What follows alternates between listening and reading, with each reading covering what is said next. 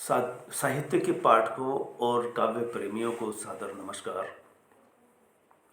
हम जसिंता केरकेटा सुदूर पूर्व से आदिवासी कवयित्री है। इनके बहुचर्चित काव्य संग्रह ईश्वर और बाजार, इस संग्रह में ईश्वर पर कोई आधे दर्जन से भी अधिक कविताएं, ऐसी कविताएं जो सवाल करती है, सवाल उठाती है या पाठकों के सामने समाज में, जिंदगी में, परिवार में स्त्री व पुरुषों को लेकर के मन में जब सवाल उठते हैं कि ईश्वर का या धर्म का, मंदिर मस्जिद का किस तरह से डर बिठाया गया है या हमें संस्कारों से इस तरह से बना दिया जाता है कि हम सवाल न कर सके, जबकि लोकतांत्रिक और शिक्षा के मूल्य हमें यही बताते हैं, या मनुष्यता जिसे कहते हैं उसका मूल मकसद होता है सवाल। राजतंत्र हो या धर्म, या सवाल उठाना नामुमकिन है। इस तरह से मैनेज किया जाता है सारी सामाजिक व्यवस्था, धर्म और सत्ता की व्यवस्था व्यक्तियों को किस तरह से मजबूर करती है, सोचने विचारने की व्यवस्था को कुंद कर दिया जाता है। व्यक्ति एक तरह से कुछ चंद लोगों का, सत्ता परस्तों का गुलाम बना दिया जाता है। लोग मानसिक, सामाजिक गुलामी में जीते हैं। हम न जाने किस किस की गुलामी करते हैं।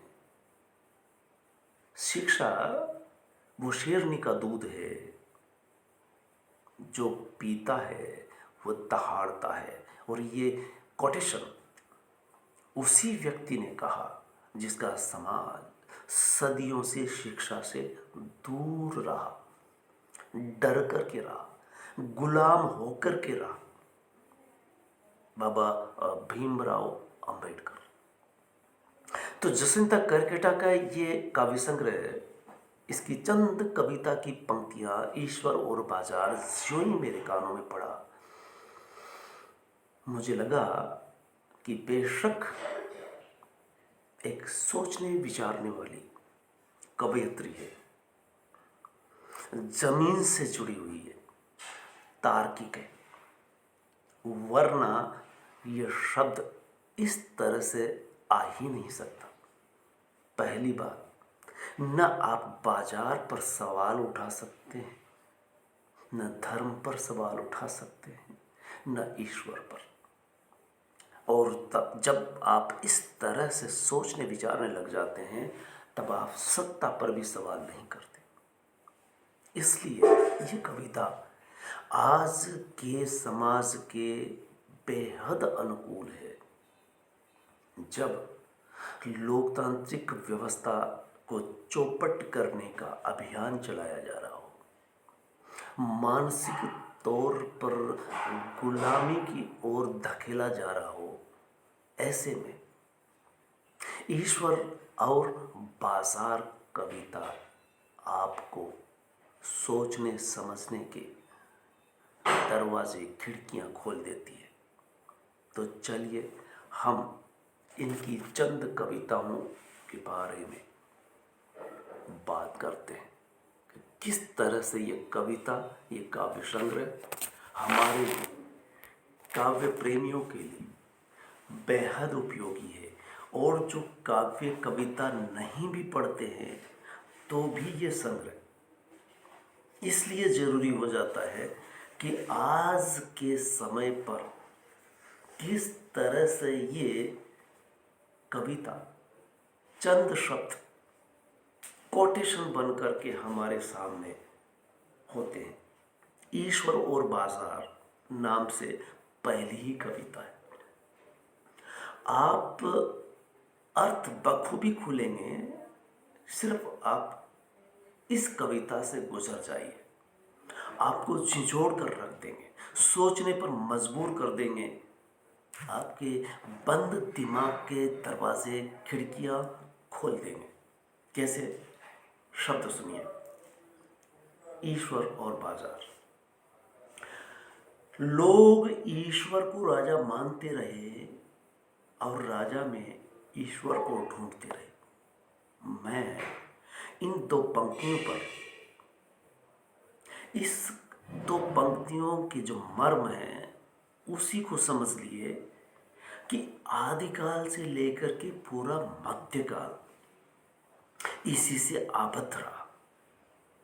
आप शिक्षित हो ना हो कोई फर्क नहीं पड़ता, बस आप कथित ईश्वर और मंदिर के सामने जाकर के झुकते रहें और राजा को ईश्वर मानते रहें, और ईश्वर का प्रतिनिधि आपके साथ क्या कर रहा है सवाल न उठाए।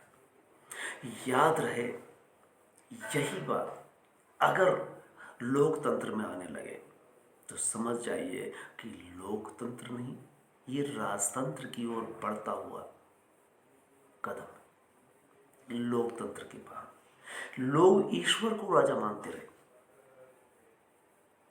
यानी राजा और ईश्वर को एक ही कर दिया गया। इसका पूरा एक षड्यंत्र होता है। लोगों को किस तरह से बेवकूफ, मूर्ख, अशिक्षित, अंधावस्था में डाल दिया जाए। देखिए आगे परिणति क्या होती है। राजा ने खुद को एक दिन, अब जब राजा को आप ईश्वर घोषित कर देते हैं या राजा में ईश्वर को ढूंढने लगते हैं, तब राजा क्या करता है? राजा के लिए कितना सहज, आसान हो जाता है। राजा ने खुद को एक दिन ईश्वर का कारिंदा घोषित कर दिया और आप मान लेते हैं, और प्रजा की सारी संपत्ति को ईश्वर के लिए क्या कर लिया? भव्य प्रार्थना स्थल बनाने में लगा दिया, उसके नाम पर बाजार सजा दिया। बेजोड़ शब्द है, किस तरह से शब्द आए होंगे। हालांकि ईश्वर जहां होता है, ईश्वर के जो ठिकाने जहां जहां होते हैं, आप गए हैं अगर मंदिर से, गुजरे हैं बगल से, सवाल मंदिर का नहीं, मंदिर हो या मस्जिद, पता नहीं चर्च के आसपास कितना होता है, लेकिन मंदिर हो या मस्जिद, इनके आसपास बाकायदा बाजार सस्ता है। और वो बाजार आम बाजार नहीं होगा। आम जनजीवन की जिंदगी को सुलभ बनाने के लिए वहाँ सामान नहीं होगा। वहाँ सिर्फ मंदिर में या मस्जिद में ले जाने वाली सारी सामग्रियों के बाजार, एक के बाद एक, सैकड़ों, हजारों की तादाद में छोटी छोटी दुकानें। तो ईश्वर और बाजार का तारतम्य, सामंजस्य आज से नहीं, सदियों से रहा। अब वो और विकट हो गया है। फिर क्या होता है? जनता पर किस तरह से असर करता है? भूखी, असुरक्षित, बेरोजगार पीढ़ियां अपने पुरखों की संपत्ति और समृद्धि वापस मांगते हुए उन भव्य प्रार्थना स्थलों के दरवाजे पर अब सिर झुकाए बैठी। पहले आपके पास जितना जो कुछ है वो ईश्वर का स्थान बनाने के लिए ले लिया जाता है, और फिर आश्चर्य देखिए कि आपसे कहा और बताया जाता है, समझाया जाता है। वो आपके विचारों में डाला जाता है कि देखिए फला मंदिर या मस्जिद कितनी चमत्कारी है, कितनी भव्य है, कितनी ऊंचाई है। ये चमत्कार है। किसका चमत्कार है? फिर उसे अमूर्तता प्रदान की जाती है। फिर देखिए, आदमी के लिए ईश्वर तक पहुंचने का रास्ता बाजार से होकर क्यों कर जाता है? यानी बाजार की व्यवस्था आपकी जेब होती है। अगर आपकी जेब खाली है तो बाजार आपके लिए किसी काम का नहीं। बाजार आपके लिए तभी तक है जब आपकी जेब फुल भरी हुई है। तो सबसे पहले मंदिर के लिए आपकी जेब खाली की जाएगी, फिर आप मंदिर में जब जब भी जाएंगे आपकी जेब पर उनका असर होगा, उनकी निगाहें होगी। और मंदिर या मस्जिद के अंदर भी आप पहुंचेंगे तो वहाँ फिर आपकी उनकी निगाहें आपकी जेब पर होगी। देखिए, एक नहीं पूरी आधा दर्जन ईश्वर के नाम पर कविता रची है। मैं इसको आधुनिकतम कवयित्री कहूँगा। आज के समय के अनुकूल, समय को समझने वाली, समय की परख रखने वाली कवयित्री जसिंता कैरकेटा अभी युवा है। देश विदेश में आपकी कविताएं सुनी सुनाई जा रही है, पाठ हो रहे हैं, अनुवाद हो रहे हैं। ये बड़ी सम्मान की बात है कि आप जैसी कवयित्री के लिए वो जल जंगल जमीन जिसको आपने इस तरह से समझा, आप देश से पहले विदेश में मशहूर हो जाती है। और सुदूर पूर्व राजस्थान के लिए, राजस्थान के पश्चिमी छोर पर हूँ मैं। अब मुझे अभी चंद महीनों पहले खबर लगी और मैं इस काव्य संग्रह को तुरंत मंगवा करके आपके सामने रूबरू हूँ, ताकि आप परिचित हो सके कि बेजोड़, बेहतरीन, अनूठी कवयित्री जो लोकतंत्र की समझ रखती है और समझाने का प्रयास कर रही है कि आप राजतंत्र में नहीं है महाशय, आप लोकतंत्र में। और लोकतंत्र राजतंत्र में फर्क होता है। राजा ईश्वर का प्रतिनिधि होता है, लोकतंत्र में जनता ही सब कुछ होती है। लोकतंत्र में जनता ही मालिक होती है। आपका चुना हुआ चुनिंदा आपका नौकर होता है। अगर वो नौकर भी वही बात, वही शब्द, वही भाषा बोलने लगे तो समझ जाइए कि खतरा है। आपको फिर पुनः मूर्ख, बेवकूफ बनाने की बहुत बड़ा षड्यंत्र, साजिश रची जा रही है। आपको बैक टू द पवेलियन मध्यकाल में, सामंती काल में ले जाया जा रहा है। आप सावचेत रहे, सावधान रहे। इसलिए प्रार्थना का समय, क्या कहती है कविता? ये प्रार्थना का समय है। प्रार्थना होती है बाकायदा। हमें बताया गया लंबे समय से गरीबी, भूखमरी और बीमारी ईश्वर पर यकीन न करने का परिणाम है। आप ऐसा मान लेते हैं और लोकतंत्र में पुनः राजतंत्र का इंजेक्शन मारा जा रहा है, इंजेक्ट किया जा रहा है। आप गरीब हैं, ईश्वर का, इसके पीछे भी ईश्वर में यकीन न करने का परिणाम है। महिलाएं अधिकांशतः कथा वाचन के पांडालों में होती है, मंदिरों में, मस्जिदों में सजदा करती है। आखिर महिलाओं पर इसका असर क्यों कर होता है? बहुत कम महिलाएं हैं जो पढ़ी लिखी तो है, लेकिन इस तरह की कविता करने वाली बेजोड़ कवयित्री कहलाएंगी। जसिंता कैरकेटा और जिन आदिवासियों को पढ़ने लिखने से आज भी महरूम रखा जाता है या धर्म के नाम पर उन्हें बरगलाया जाता है, वहां से एक महिला का इस तरह से सवाल करती हुई कविताएं करना, ईश्वर की तरफ उंगली दिखाना, ये बाबा भीमराव अंबेडकर ने भी सवाल किया था। ओशो रजनीश ने जैन समाज से होते हुए जैन धर्म में बन चली रूढ़ियां, पाखंड, कर्मकांड पर सवाल उठाया। हंस की पत्रिका के संपादक राजेंद्र यादव ने अपने हर संपादकीय में धर्म और ईश्वर को लेकर के सवालात उठाए।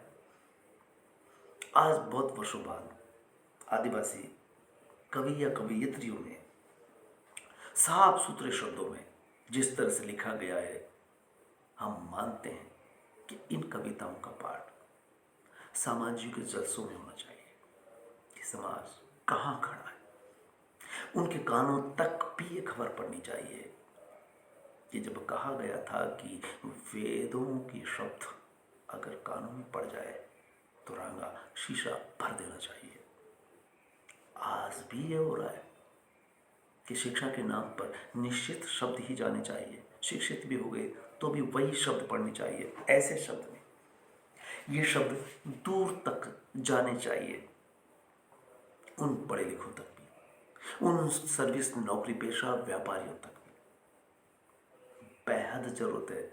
99% इस कविता से बाहर खड़े हैं लोग। प्रार्थना का समय क्या कहता है?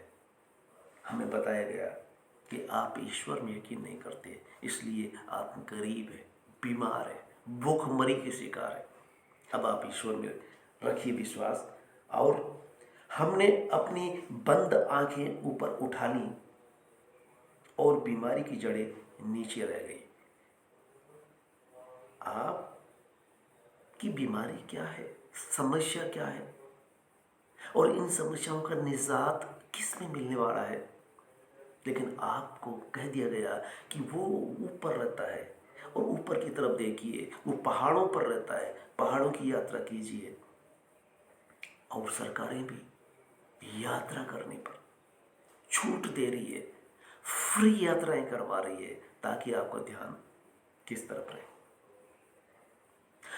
आप इस तरह इधर काम की चीजें न सुने, ज्ञान की चीजें न सुने, आप बाजार में या ईश्वर में उलझे रहें, यात्राएं करते रहें। इसलिए कहते हैं हमने अपनी बंद आंखें ऊपर उठा ली और बीमारी की जड़ें नीचे रह गई, बहुत नीचे रह गई। आप ठोकर खाते रहें, गिरते रहें, आपकी निगाहें ऊंची है, आप गिर गिर करके लहू लुहान होते रहें और ईश्वर का नाम लेते रहें। आपकी बीमारी बढ़ती जाएंगी, आप एक दर के बाद दूसरे दर भटकते रहेंगे। इलाज नीचे है, समस्या नीचे है, वहां आप देख नहीं रहे, आप ऊपर देख रहे हैं। स्वर्ग ऊपर है, ऊपर किधर है? आसमान शून्य है। जहां तक आपकी आंखें जाती है सूरज चांद सितारे दिखते हैं, गैलेक्सियां, तारामंडल, आकाश गंगा है जो आपको दिखती है। ऐसी न जाने कितनी आकाश गंगा है और न जाने कितने सूरज है। आपकी निगाह में अभी तक एक सूरज आया है। कहाँ है स्वर्ग? किस तरह के यूटोपिया खड़ा किया गया है।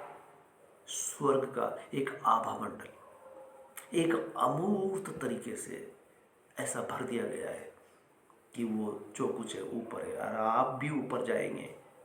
ऊपर कोई नहीं जाता, ऊपर कोई समस्या नहीं है। समस्या यहाँ है, नीचे है, जमीन के अंदर है। बहुत ही बेजोड़ शब्द है ये बिंब जो खड़ा किया गया है। प्रतीकों में बात कहती है, बिंब दर बिंब आते हैं। बीमारी की जड़ें नीचे रहेगी, आपकी आंखें ऊपर की तरफ। यानी आपकी समस्या क्या है उनको कोई मतलब नहीं, मतलब भी नहीं होना चाहिए। आप राजा पर सवाल ना उठाएं कि राजा को क्या करना चाहिए। इसलिए राजा है अक्सर महल बनाते रहे। इस तरह की सूर्यकांत त्रिपाठी निराला की कविता है कि राजा ने अपने लिए महल बनाया, किला बनाया, अपने आप को सुरक्षित रख लिया, सेना खड़ी की। किसके लिए? राजा ने अपने लिए। राजा सब कुछ अपने लिए करता है क्योंकि वो सुरक्षित रहना चाहिए, और वो सुरक्षित है तो आप सुरक्षित है क्योंकि वो आपका ईश्वर है। ईश्वर है, वो असुरक्षित क्यों है? आपको उस काल से अब तक महाकाव्यों के नायक राजा का पुत्र ही क्यों कर होता था? सवाल ये उठता है कि महाकाव्य का नायक भी आम आदमी नहीं हो सकता। इसलिए आज का महाकाव्य उपन्यास कहलाता है। लोकतंत्र का महाकाव्य उपन्यास है जिसका नायक आम आदमी है, स्वीपर है, किसान है, मजदूर है, गटर में काम करने वाला है, गोदान प्रेमचंद का होरी है, या सुअरदान का वो जो गोदान के बरअक्स सुअरदान तक पहुंचा दिया जाता है। कोई भी हो, कितना भी गरीब हो, वो आपका नायक आज का महाकाव्य, लोकतंत्र का महाकाव्य उपन्यास। तो इस तरह से ये कवियत्री हमें रूबरू कराती है हमारी समस्याओं के सामने। आगे प्रार्थना का समय कविता कहती है, हम बट गए कई हिस्सों में, जब आधे लोग सड़क पर उतरते हम प्रार्थनाएं करते और भविष्य की तरफ देखते, क्योंकि हमें बताया गया इधर ही कहीं स्वर्ग है। हम बढ़ गए हैं कई हिस्सों में, बांट दिए गए हैं कि एक न रहे, एक रह करके आप फिर पुनः इकट्ठे होकर के एक क्रांति की चिंगारी से आपको बता दिया जाएगा, और इकट्ठे हुए तो सत्ताओं को नीचे कर दिया जाएगा, सत्ता से उतार दिया जाएगा। ईश्वर का जो लबादा पहना दिया गया है, क्योंकि ईश्वर के लबादे में राजा बेहद सुरक्षित है। सवाल न किए जाए, आस्था रखी जाए। आप जैसा न पहले कभी हुआ न होगा, आप अवतार हो। ये शब्द लोकतंत्र में बोले जा रहे हैं और लोग सुन रहे हैं। आश्चर्य है इस बात का। कविता की पंक्ति कहती है, दूसरी कविता प्रार्थना का समय है, इसकी अंतिम पंक्तियां हैं कि घंटे बज उठे ये कहते हुए कि जुटान खत्म हो, यह प्रार्थना का समय है। जुटान मतलब आप संगठित न हो। इस वक्त इस तरह से खड़े न हो, बल्कि मंदिर चलो और प्रार्थना में घंटियां बजाओ, और वही प्रार्थना के शब्द जो ईश्वर की खुशी में, ईश्वर की प्रशंसा में अनुप्रासित, उपमित किए जा रहे हैं। आप है, ये जहान है, आप है तो हम हैं। हमारी बीमारियां दूर होंगी, समस्याएं दूर होंगी, सिर्फ प्रार्थना करते रहिए। कहा यह जा रहा है कि आप इकट्ठे रहें, संगठित रहें, संघर्ष करें, शिक्षित बनो। धम्मम शरणम गच्छामि, संगम शरणम गच्छामि, बुद्धम शरणम गच्छामि। वहीं से 3 शब्द अम्बेडकर के, 3 वाक्य बुद्ध के, आज से 2500 साल पहले जो बात कही थी, उसी को आज के अनुकूल अम्बेडकर ने कहा, और फिर हम भूल रहे हैं। हमें याद दिलाने के लिए इस तरह के टाइटल से संग्रह आएंगे, ईश्वर और बाजार, इसी तरह से कहानियां और उपन्यास आएंगे, तब जाकर के हमें समझ में आएगा। और इस तरह की कविताओं का पाठ घर घर में हो सकता है। बाधा खड़ी होंगी, वो वही लोग जिस पर ये सवाल उठा रही है। जंगल को लेकर के भी देखिए, हम दूसरी कविता में जाते हैं। हमारा हिसाब कौन देगा? साहब, मैं इस कविता को लेकर के अपनी बात कहना चाहूँगा कि एक समीक्षक के रूप में क्वेश्चन मार्क किया गया है, कविता में फिर सवाल उठाए गए हैं, लेकिन मैं सब शब्द से थोड़ा सा अपनी राय अलग रखता हूँ कि जैसे इसमें निवेदन, आवेदन की बू आ रही है। लोकतंत्र में आप सक्षम हो, आप मालिक हो, ये एहसास होना चाहिए। न कि मंदिर में खड़े होकर के प्रार्थना की तरह आप अपने द्वारा चुने गए व्यक्ति से प्रतिनिधि से इस अंदाज में बात करें, ये थोड़ी सी खटकती है। खैर, फिर भी इस कविता में भी दम है, क्रांति की बू है। हमारा हिसाब कौन देगा? हिसाब पूछती हुई, मैंने पहले कहा था कि सवाल करती हुई कविता संग्रह है, कविताएं हैं, कविता की पंक्तियां हैं, शब्द है, बिंब खड़े होते हैं। मंदिर मस्जिद गिरजाघर टूटने पर तुम्हारा दर्द कितना गहरा होता है कि सदियों तक लेते रहते हो उसका हिसाब। पर जंगल जिनका पवित्र स्थल है, उनको उजाड़ने का हिसाब कौन देगा साहब? जो आपसे पूछते हैं, जो आपको आपका ध्यान भटकाते हैं, ऐसे चाहे कोई भी क्यों न हो, उस पर सवाल किया गया है। सवाल है कि मंदिर अगर मस्जिद गिर गए, इशारा है कि मस्जिद जब गिराई जाती है तो मस्जिद जिनकी गिरती है वो सवाल करते हैं, और मस्जिद गिराने को लेकर के सवाल उठाया जाता है कि यह मंदिर था तो था, बगल में बना लीजिए। जमीन पड़ी है, कौन साबित करेगा कि कौन कहां हुआ? और इस जमीन जिससे हम पैदा होते हैं, आप जहां भी पैदा हो, आप अपने लालच में अपनी जगह छोड़ते हैं, अन्यथा जमीन, अमेरिका जाइए या न्यूयॉर्क जाइए या कहीं भी रहिए, अपना फर्ज निभाइए मनुष्य होने का, प्रकृति से तदाकार होने का। ये जमीन हमें पैदा करती है और इस जमीन से हम जीवन भर लेते हैं। हम इनको देते कितने, इसको बरकरार कितना रख पाते हैं, सवाल यह है। इसलिए मंदिर मस्जिद गिरजाघर टूटने पर तुम्हारा दर्द कितना गहरा होता है, तुम भूलते नहीं हो, या भूलने नहीं दिया जाता है, बार बार याद दिलाया जाता है। क्यों कर याद दिलाया जाता है? इसके पीछे भी निहित स्वार्थ है कि आपको लगातार भटकाया जाए। पर जंगल जिनका पवित्र स्थल है, हमारे लिए, आदिवासी के लिए कहा गया है कि जो पवित्र स्थल है उसको बचाए रखना चाहिए। उस पर भी आक्रमण आप किस बहाने करते हैं, उनको उजाड़ने का हिसाब कौन देगा? कोई सवाल नहीं, बल्कि सारी योजनाएं, परियोजनाएं जंगलों को, पेड़ों को उखाड़ने की है। वहां दैत्याकार मशीनें ले जा करके नष्ट करने की है। उसमें हीरे जवाहरात है, मिनरल्स है, उनको निकाल करके आप अपने स्वार्थ के लिए इस्तेमाल करते हैं। आगे लिखते हैं, वे जो जंगल पहाड़ में रहते हैं वे वनवासी हैं, आदिवासी है। हालांकि वनवासी कहने से भी इतना ऐतराज नहीं है, पर जब आप किसी पॉलिसी के तहत, स्वार्थ के तहत कहना चाहते हैं, ये कहना चाहते हैं कि आदिवासी आप नहीं हम हैं, आप तो वनवासी हो, तब हम ऐतराज करते हैं। करना भी चाहिए, बल्कि गलती बहुत पहले हो गई थी।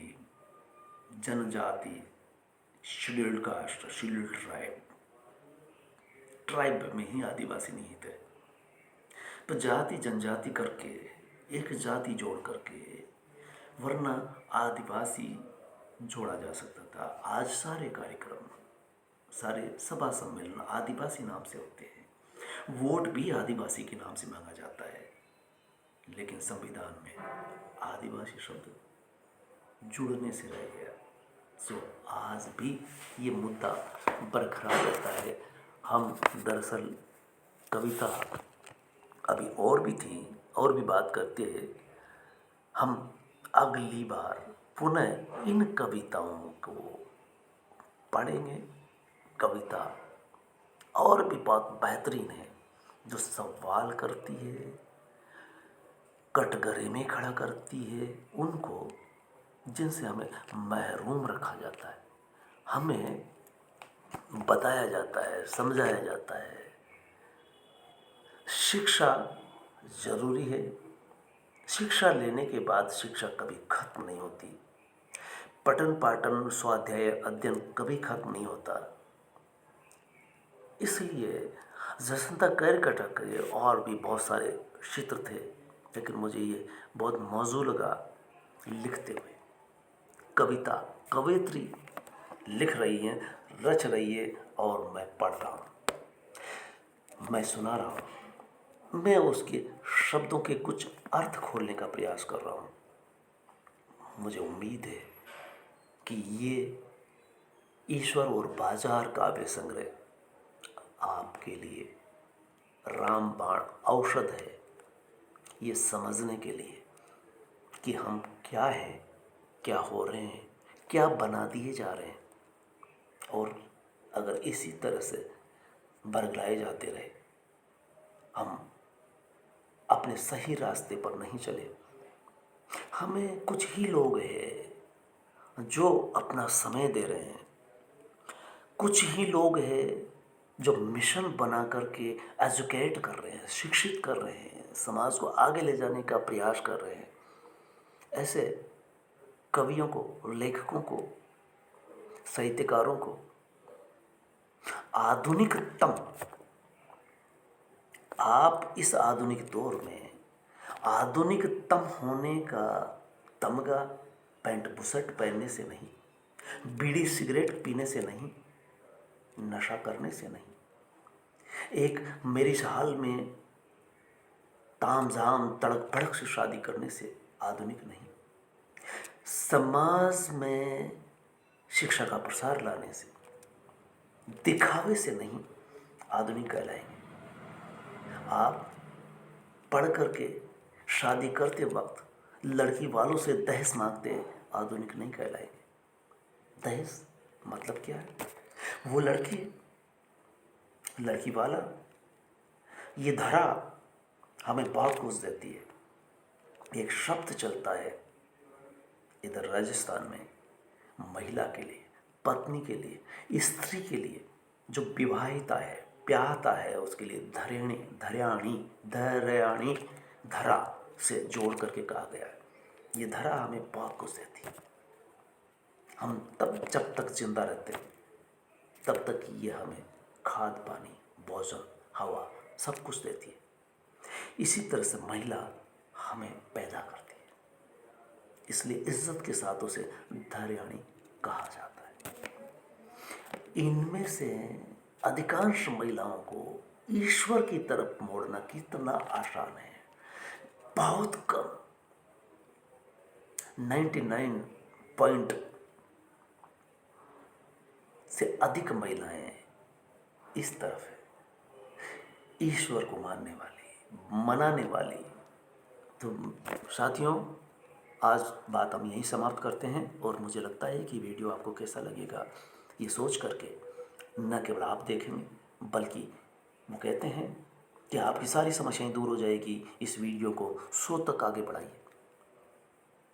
हमारे समाज की, हम लोगों को शिक्षित करें, लोगों को जागरूक करें, लोगों को आधुनिक बनाएं, पिछड़ापन दूर करें। ये वीडियो हमें स्कूल कॉलेज तक ले जाता है, मंदिर मस्जिद तक नहीं। पहाड़ दर यात्रा करने की बात नहीं करता। ईश्वर ऊपर है, स्वर्ग में है, ये बात नहीं कहता। तो जागिए, आंखें खोलिए, अम्बेडकर को याद करिए, बुद्ध को याद करिए और इन सब को याद करके आप समझ सकेंगे